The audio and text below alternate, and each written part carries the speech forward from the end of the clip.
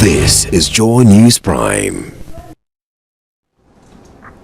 Tonight on Joy News Prime, Parliament rejects Constitution Amendment Bill that would have brought forward the date for Ghana's general election from December 7 to November. The effect is that the vote to decide the country's next president and parliamentarians will come off on December 7th. The governing National Democratic Congress says it is utterly disappointed and has accused the opposition New Patriotic Party of failing Ghanaians. But the NPP says it is a victory for democracy. Heads of government-assisted senior high schools threatening to shut down the schools over non-payment of subventions and grants. But the Ghana Education Service has dismissed their claims. And coming up in business, some economists express suspicion Ghana's program to the IMF is under threat following non-compliance with some reforms as requested by the fund. Also coming up in the bulletin is sports, entertainment, and Joy News Interactive. Joy News Prime, Ghana's most comprehensive 2 hours of television news, is also available across Europe on ABN Television. My name is Israelite. Stay tuned.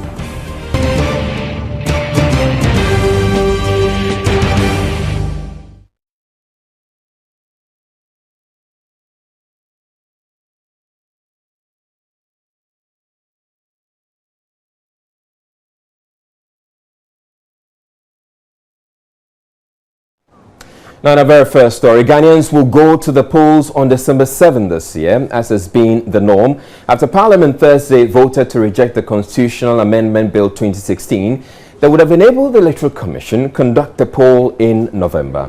The CI was rejected at the second reading after the document failed to get the approval of 2/3 majority of the House. The instrument required 184 votes to pass. With the majority NDC having just 148 MPs, they necessarily had to get the support of MPs on the minority side. In the end, only 125 MPs voted in favor, whilst 95 voted against. Here's how it all played out. First, Attorney General Marietta Bruapia Opong justified to members before the start of voting why the bill must be passed. The purpose of this bill is to amend Clause 4 of Article 112 of the Constitution of the Republic of Ghana, 1992, to make provision for parliamentary elections to be held well ahead of the expiration of the tenure of Parliament in order to ensure an effective and smooth transition. Clause 4 of Article 112 of the Constitution provides for the election of members of Parliament to be held within 30 days before the expiration of the tenure of Parliament. Currently, the date set aside for the conduct of both presidential and parliamentary elections is the 7th day of December, while the swearing-in of the President takes place on the 7th of January in the ensuing year. However, the 1-month period for the transition from one government to the other has over the years proven insufficient, particularly in instances where there is a runoff election, as was the case in 2000 and 2008. To address this apparent weakness in our electoral system, the Inter-Party Advisory Committee established an electoral reform committee to propose reforms. The committee, which was inaugurated on the 23rd January 2015, comprised representatives of the Electoral Commission, political parties, and civil society organizations under the chairmanship of the Electoral Commission.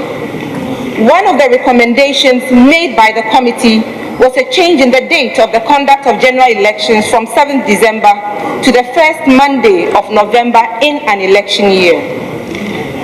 Mr. Speaker, the change in the date for the elections from 7th December to the first Monday of November in an election year has certain advantages for our electoral system. One of the main advantages is that holding elections in November will allow for sufficient time between the elections and the handing over of power to an incoming government. This is important to ensure adequate preparation and a smooth transition and eliminate situations where former ministers of state are recalled to provide information to an incoming government on matters of state. In addition to this, Mr. Speaker, having the elections on a predetermined day of the week also avoids the inconvenience associated with some days of the week, such as Fridays and Sundays, which have the tendency of affecting voter turnout. Now, Minority Leader Osechimen Sambonsu then said the MPP as a party was not in principle opposed to bringing the date of the elections forward. However, he noted that the party was not convinced that the EC was adequately prepared to hold the polls on the proposed date. What was the wisdom in only attending to the parliamentary calendar and not attending to the presidential calendar? Forcing the situation, we had amended that of the presidential calendar to state that both should hold on the first Tuesday of November. We have inspired the need for a CI. So I don't see why we push ourselves to the precipice. I thought this is very commonsensical, and yet it was not done. With respect to the Attorney General, with most profound respect to you, please. I'm surprised you're saying that. I'm surprised you're saying that they are Parliament, as Article 106(11) permits, to postpone the operational date of the Constitution. I'm being told, I've heard the Attorney General declare that because it relates to the Constitution, it relates to a constitutional amendment, Parliament will not have any power to postpone the operational date of the law. And again, I'm surprised. Yeah. But Majority Leader Abang Bagbin maintained the Commission had satisfied stakeholders of their preparedness to hold elections on November 7, adding that the budgeted amount the EC needed for the exercise will soon be made available to the Commission. If you are not ready by November 7, you will not be ready by December 7. This House cannot fail the people of Ghana. Mr. Speaker, all the other stakeholders have performed their functions well. We put up a committee, we submitted a report, consultations have been held by the Electoral Commission with all the stakeholders, including the parties that sponsored us to be here. They have all agreed, they have come before the committee, they have stated their positions, the committee has submitted a report. It's now the turn of this House to perform our duty. It's now the turn of this House to perform our duty, and we seem to be backtracking. No, Mr. Speaker, we must perform that duty, and we must support the decision of the people of Ghana. That is what is expected of us. We cannot fail the people of Ghana. Well, after both sides had their say, it was time to vote. A secret ballot was held. The Minority Leader caused a stir when he openly displays his ballot for after voting, which violates Article 104, Clause 4 and the standing orders of the House. Speaker Abdullah Jahu read the outcome of the vote. The ayes 125. Noes 95. Honourable members, Article 291, Clause 3 requires that Parliament needs at least the votes of 2/3 of all members of Parliament to approve the bill at the second reading stage. And that 2/3 is 184, because the 2/3 of 275 is 183.3333 recurring, and therefore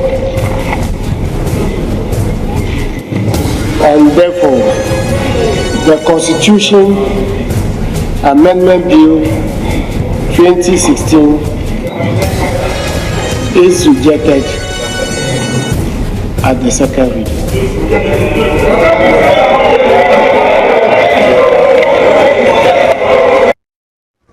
Now, there's been quite a few reactions to the outcome of the vote. Deputy Attorney General Dominic Ayene said blaming the EC for the mishap is misplaced and attributed the delay to the laying of the CI to consultations with stakeholders. He explains the next line of action. And yes, there will probably be a CI to be laid by the Electoral Commission. Well, that is, if the CI has not already come, it will have to come for the December elections to take place. The amendment has, remember, so the status quo ante prevails. Since the amendment has failed, the status quo ante prevails. And therefore, there will be no need, if there is a constitutional instrument now dealing with the election, right? There will be no need for the introduction of the new CI. But if the amendment has succeeded in changing the date, okay, as a majority elected, there will probably have been the need for a CI for the information of the House that a new date for the election will be November. As it stands now, we need to take a look at the existing constitutional instrument to find out whether or not it tallies with, the program of elections of the Electoral Commission.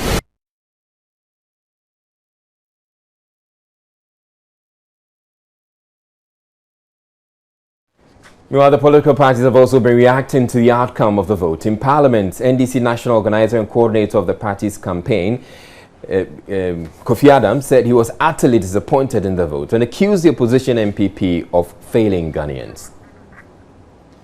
Well, we'll get very highly disappointed. But then I'm happy also that this debate was not done in secrecy. It was done before all Ghanaians, that the people had the opportunity to be in Parliament and to face the parliamentary committee and presented their views. The subcommittee made a recommendation unanimously that the bill be approved. Unfortunately, the MPP once again has proven its anti-Ghana behavior, has proven that it doesn't take what all Ghanaians coming together propose, suggest and push. They don't take it serious and they never accept it. For them, it is about them. It is not about what the people of this country want. Ghanaians all thought that let's shift it to November so that in an likely event that there is second round, it will still be in November and we can have our final month of the year being so then free of all these tense atmosphere of elections, campaigning and all that. But the MPP as usual, once again, deceived Ghanaians. And they are blaming the EC. The EC indicated clearly that they are more than ready. Well, the MPP has described the outcome as a victory for democracy. Here's the party's campaign chairman, Peter McMahon. Well, for me, two things come up.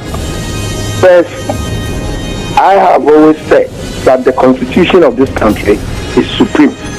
And in the constitution, it clearly says that sovereignty rests with the people of Ghana.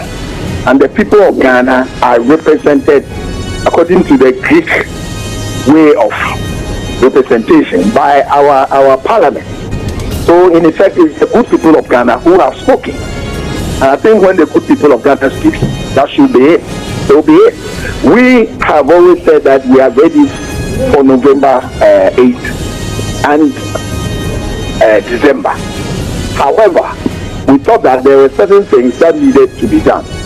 When we had the opportunity to address the parliamentary committee on constitution and legal affairs, we made our point straight.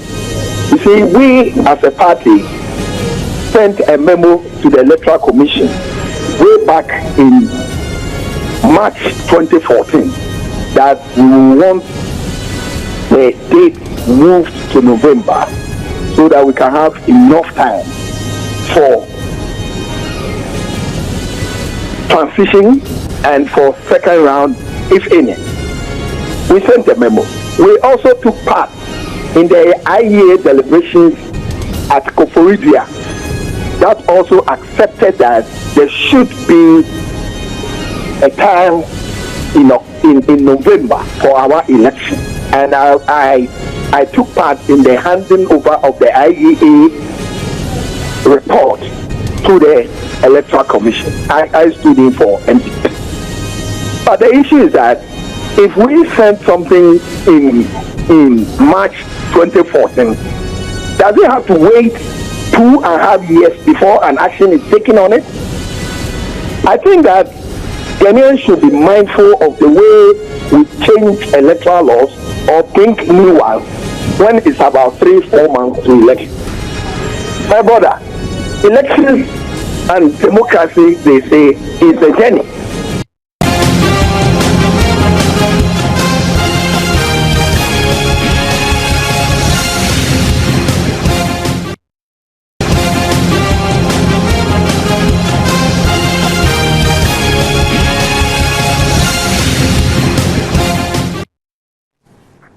Right, you're watching Joy News Prime, and just by way of recap, the top story for this evening is that Ghanaians will go to the polls on December 7th this year, as has been the norm, after Parliament Thursday voted to reject the Constitutional Amendment Bill 2016 that would have enabled the Electoral Commission conduct the poll in November. The CI was rejected at the second reading after the document failed to get the approval of 2/3 majority of the House. The instrument required 184 votes to pass. There are 275 MPs in the House. NDC has 148, MPP 121, CPP has 1 MP, PNC has 1, there are 4 independents in the House. Now, this is the way the voting panned out. They needed 2/3 majority needed to pass the amendment. There are 100, that would make or require 184 MPs. Now, it turned out 125 voted for and 95 voted against. So in the end, the minority carried the vote. Now, the Electoral Commission says it is satisfied with the progress made so far in the ongoing exhibition exercise after biometrically verifying more than 1 million voters in the first 3 days. Although the exercise got off to a slow start, with suggestions publicity has been low, the Commission is confident it will gain momentum and verify all persons in its register by the end of the exercise. After the story, we'll be going to the Electoral Commission to bring you a reaction on the way the voting turned out in Parliament today. The exercise, which began on Monday, was characterized by low turnout, but 4 days into the 21-day exercise, the EC says more than 1 million voters have successfully verified their names on the register. We've realized that Ghanaians have taken the exercise serious, and we are happy that things are going well, and we're still encouraging them to, those who have not gone through the exhibition exercise, to take it a point to go to the exhibition centers and make sure that they check their name. If there are any corrections that they have to do, then we would help them to do those corrections. Although there have been reports suggesting that some persons who registered with NHIS cards were discovered to be non-Ghanaians during the registration process, the Commission says it has not received any such reports. If it is found that somebody has come and the name is deleted and the person is not a Ghanaian and it can be established, then at that point the person could still go through the registration, but he will be objected to. Has it come to your notice? No, I haven't received any of such case. Meanwhile, residents in Kumasi are complaining about the challenges pensioners who cannot commute to exhibition centers have to go through. The EC, however, says such persons should use its short code 6363 to verify their existence on the register. We've come out with a short code. We've realized that there are certain category of persons who currently cannot go to where they registered. Enable for them to be able to go and check their name during this exhibition exercise. You text your ID number to short code 6363, then it will give you your details will pop up. It will tell you your registration center, it will tell you the name, it will give you the registration center code, the date in which you did the registration. Right, let's get on to the phone lines now and speak to Eric Kofi Jakbasu. He is the head of communications at the Electoral Commission on the decision of Parliament to reject the CI, which would have paved the way for the Commission to hold the polls in November rather than December. Good evening to you, Mr. Jakbasu, and thanks for the time. I believe the Commission must be quite disappointed by Thursday's voting in the House. Thank you very much, Israel. No, there's nothing personal here. We are not disappointed. We are a law-abiding public sector institution, and we were preparing to have the elections on the 7th of November. So if the nation has decided through their representatives in Parliament that we should have the elections on 7th of December, so be it. All right, but Mr. Jakpasu, I'm sure there are implications because, you know, with just a few months to the November 7, and you kept on saying that you've been preparing for November 7, which meant that you would have put some things in place. Probably stuff would have been printed, publications would have been printed. Wouldn't that be some amount of cause some amount of disappointment as some money has been lost here? Thank you very much. Yes, we would have printed materials, but when the date has been changed to the 7th of November, it doesn't in any way affect the materials that we have printed so far, or we are in the process of printing. All right. Have some materials been printed with November 7? Oh, definitely. As we're preparing for elections in November 7, we have, on the 7th of November, we have a lot of activities and, yes, a lot of electoral activities to undertake before the 7th of November. For instance, definitely, we must let candidates file their nominations. We must transfer votes and appoint proxies.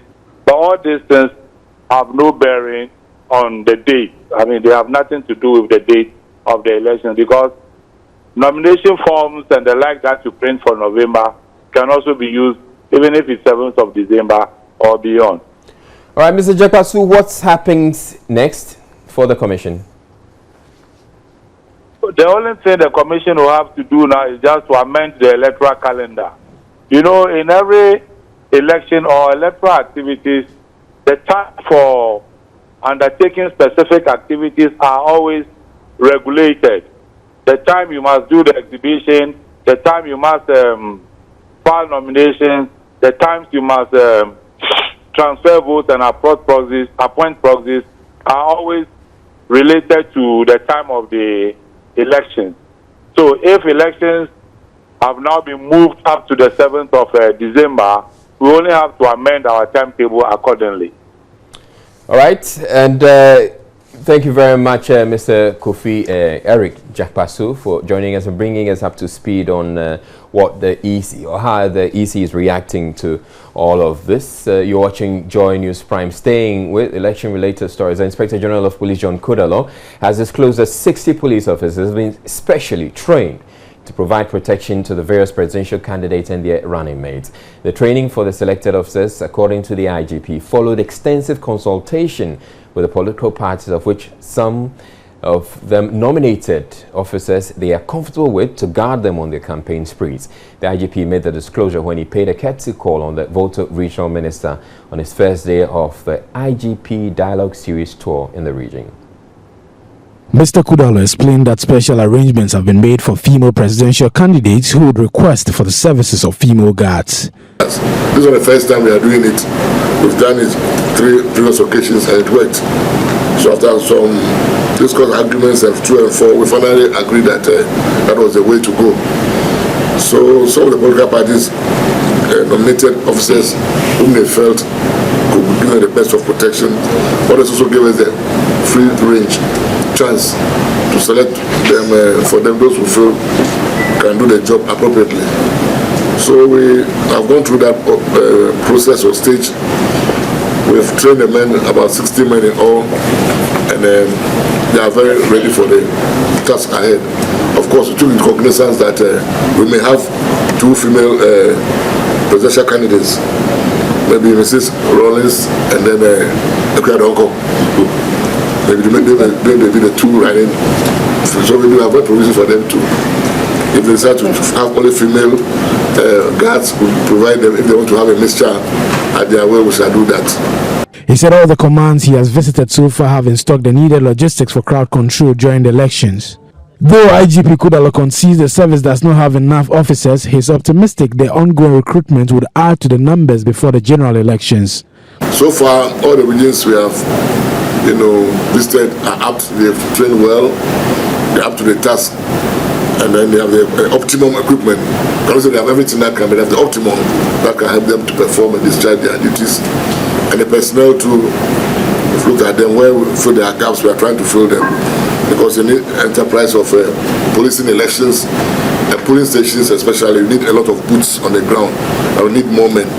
When we have even increased our numbers from 26,000 to 29,000 plus. 3,000 is not a small figure, taking cognizance the peculiarities in police recruitment. IGP Kudalo, who spent 3 days in the region visiting the various police commands, earlier met with chiefs of the Asogli state to seek their support in the build-up to the election.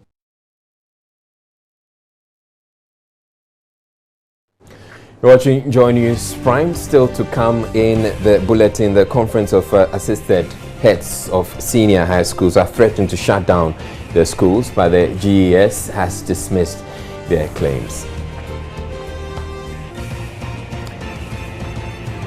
But we'll have business coming up right after the break. Please stay tuned.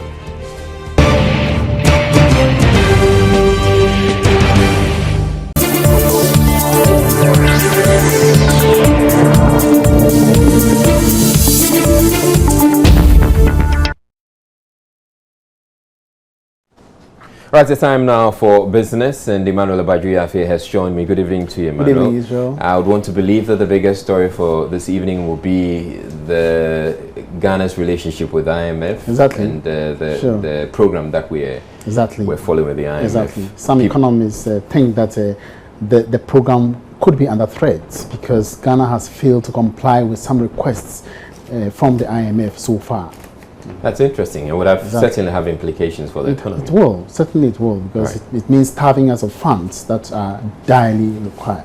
And apart from that, it sends the wrong signals. And you don't want these signals being sent out Not around at this all, time. at all. Right, you take it off. Thank you very much, and thanks for joining me on business.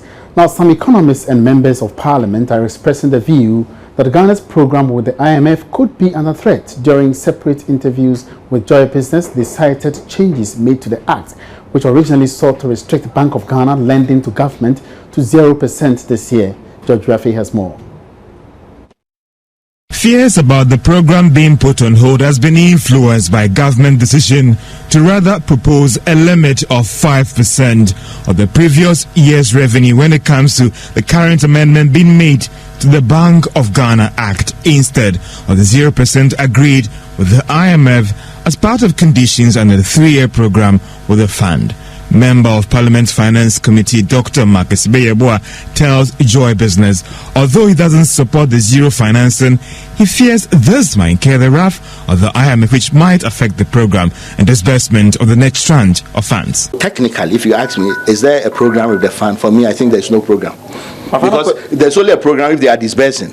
And the 4th tranche, they disbursed when we signed on. Then the second tranche came in August last year. January, they disbursed the 3rd tranche. The 4th tranche, which should have come in by now, it's not coming. And the reasons being their inability to pass these laws and raising the borrowing to 5%. Not just the laws, but the issue with the state-owned enterprises. As I told you, the debt portfolio of the state-owned enterprises.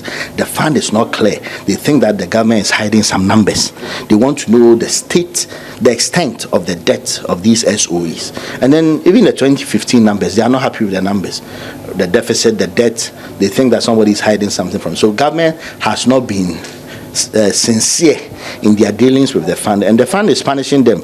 But it's like a slow poison, They won't tell you that we have abrogated the contract and disbursements are not being made. They still get you to do some of the things they want you to do, and they issue a statement. Funny enough, when they were leaving last time, they said, "Oh, the government is doing a clean bill of health." Meanwhile, you are not disbursing. For many, the IMF sees the passage of the Bank of Ghana Act to help restrict lending to 0% and sticking to all the agreement reached with government as critical, because that's the only way they can protect the Bank of Ghana's independence and check government's rising expenditure. But economist Dr. John Kwachi is of the view that enforcing this proposal might be difficult. I'm saying that it's a good thing.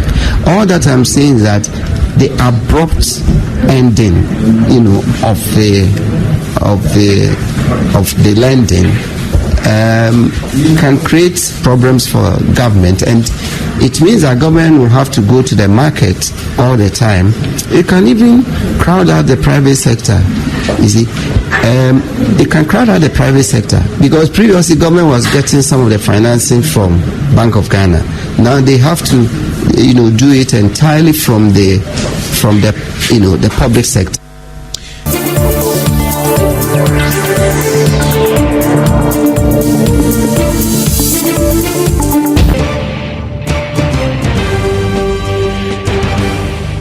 Welcome back to Joy News Prime. Now, after the conference of heads of assisted senior high schools threatened to shut down schools in protest against the non-payment of subsidies and grants, the Ghana Education Service has dismissed their claims, saying that money is available, but the school heads are not following due process to retrieve it.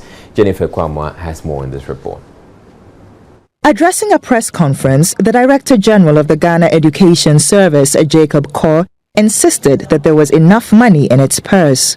According to Mr. Kaur, the service has as much as 16.5 million Ghana cedis for capitation grants and 45,000 Ghana cedis for outstanding scholarship subsidies.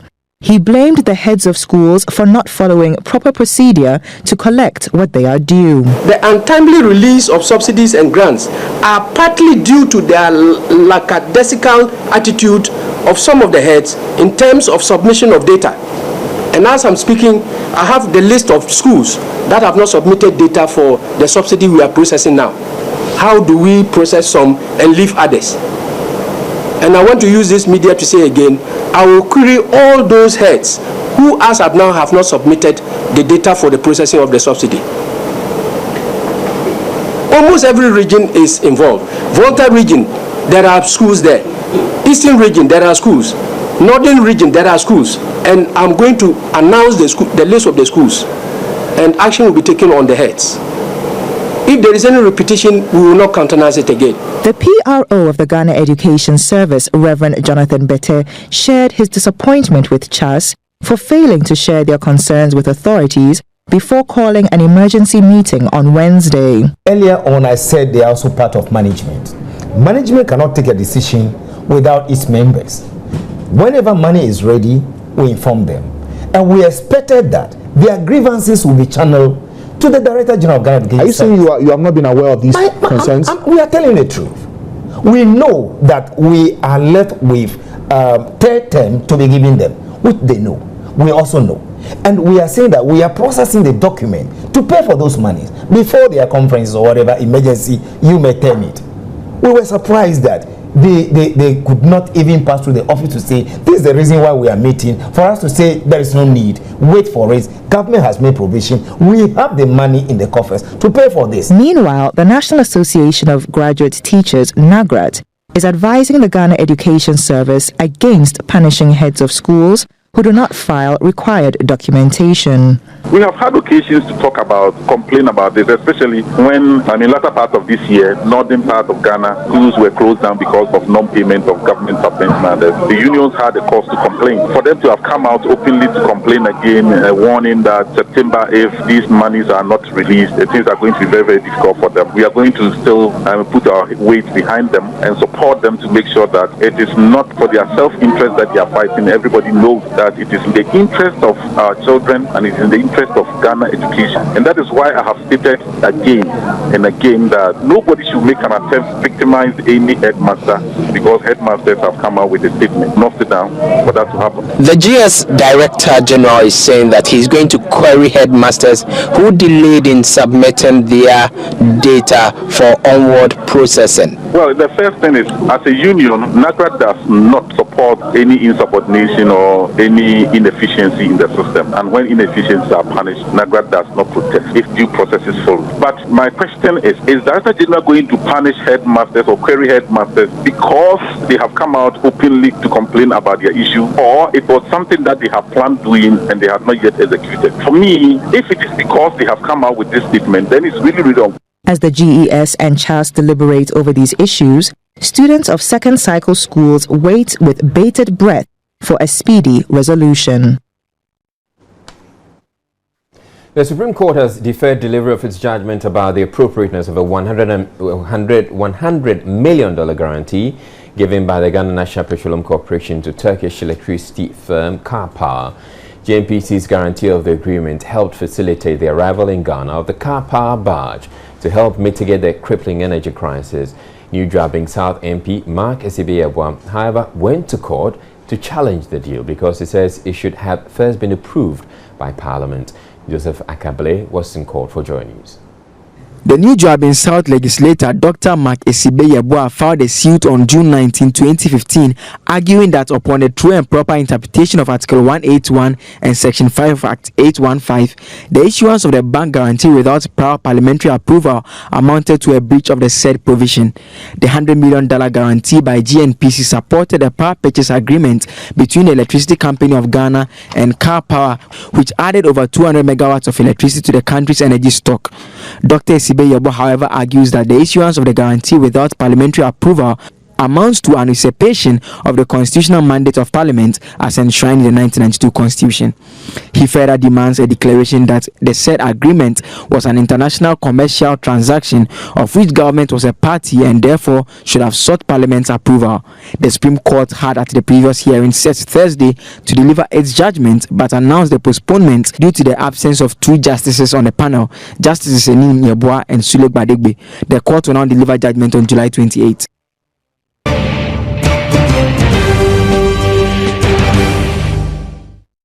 On to the rest of our stories. And barring any hitches, the John Evans Atta Mills Presidential Library will be commissioned by his successor, President Mahama, next week, Monday. The commissioning of the library forms part of memorial activities to mark the former president's passing. President Mills died in July 2012. The library has been built near the Chapel Square in Cape Coast, where the first anniversary of the death of the late president was marked. Ahead of the commissioning, joining us Richard Kojunyako has visited the Presidential Library to ascertain progress of work on the project. Well, today is supposed to be the birthday of the late President John Evans Atta Mills, and he died 3 days thereafter. This edifice has been constructed in his honor, and it is called the Atta Mills Memorial Library that is due to be commissioned on Monday. As you can see, a lot of preparatory works are being done. Let me speak briefly with the foreman who is here. Good afternoon. Good afternoon, sir. Tell us your name. And my name is Osam Emmanuel. Well, so what can you tell us about the preparatory activities towards the commissioning of this project? Well, as you also can see, we are trying our best as much as possible also to finish the job before the commission day. So it's a promise to all the entire Cape Coast and the people of Ghana that this commission is coming on Monday. So everybody should be happy and welcome the president who is about to commission the project. So what is in this edifice? How many rooms or any? Yeah? There are about 29 rooms and aside the lecture hall, and we have the VVIP and other things inside. So kitchen and other things for restaurant experts. And as you can see, we are trying our best for that. So the lecture hall, how big is the lecture hall? That was taking about 50 people. And we have the soundproof room, so we're also taking 40 people. And that one is an audio room. Yeah. So that audio room is proposed for Atta Mills information and all that. Richard Kojunyako, Joy News, Cape Coast.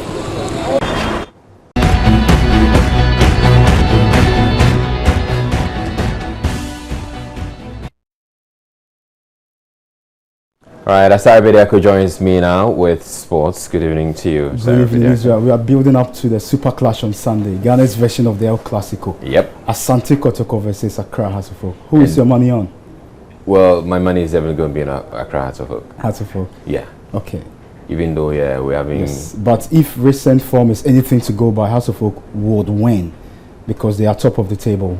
Yeah, I know, but looking at the track record in recent clashes between them, It's it looks true, like yes. Games involving the two don't follow form guide, don't follow logic. So let's see how things You take it away. Okay, so let's talk sports here on Joy News Prime.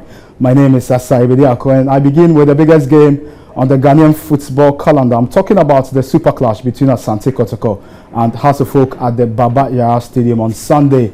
The Pokipa Warriors are 5 points behind the Continental Club Masters, who are leading the table at the moment. And if recent form is anything to go by, the Phobians are huge favourites for the big match. But board member of House of Folk, Van Nelson, is expecting a tough game in Kumasi on Sunday. As far as Hearts and Kotoko is concerned, it's not question of confidence, it's not question, sometimes it is the day. You might ask me what's the day, but I believe that Hearts and Kotoko is not just an ordinary day. People call it El Clasico, people call it anything, but it's in a situation where we're going in a mind that Kotoko has beaten us at home and picked 3 points, beating us with the Presidential Cup, and we went with a trophy. And again, we're looking at a situation where Kotoko has lost their away match, at Dwarfs, and I believe that is an opportunity for us to go and see if we can get a point. But I believe that is a day that we can make 3 points from Asante Kotoko. I'm not saying that because it's just easy for us. Hassan Kotoko at all time, you cannot say today this is the winner or tomorrow they will be the winner. But we have to wait for the 90 minutes. But I believe for the shape of my boys today, if we confront the game on Sunday the way we confronted today, I believe we'll get a result. If West will get at least 1 point from Kumasi.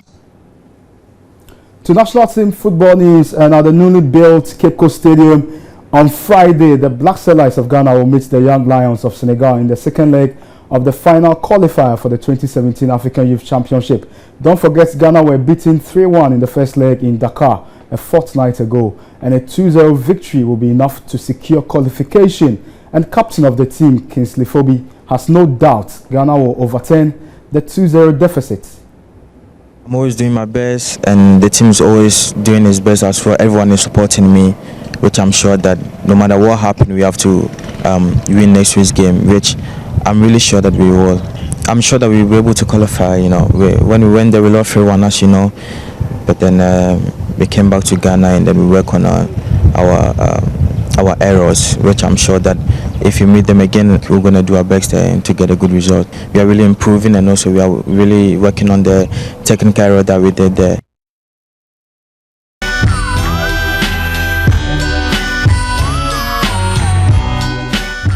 For more news, you can log on to myjoyonline.com. But I think we should post that video on our Facebook page.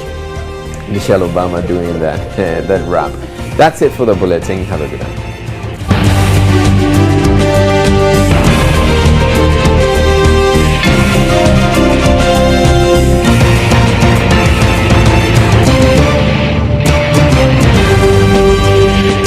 This is Joy News Prime.